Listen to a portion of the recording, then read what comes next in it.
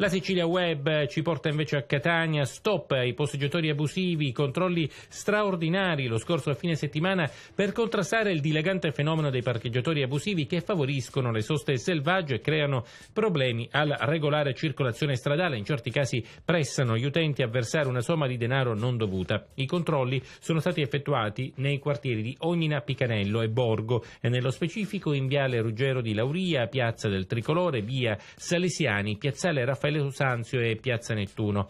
10 parcheggiatori privi della prescritta autorizzazione comunale sono stati così sanzionati al pagamento di 771 euro ciascuno per un totale di oltre 8.000 euro. Sono state anche sequestrate le somme indebitamente ricevute dagli utenti. I parcheggiatori sono stati diffidati dal continuare ad esercitare illegalmente, pena l'inasprimento di misure nei loro confronti, molti dei quali già con precedenti penali.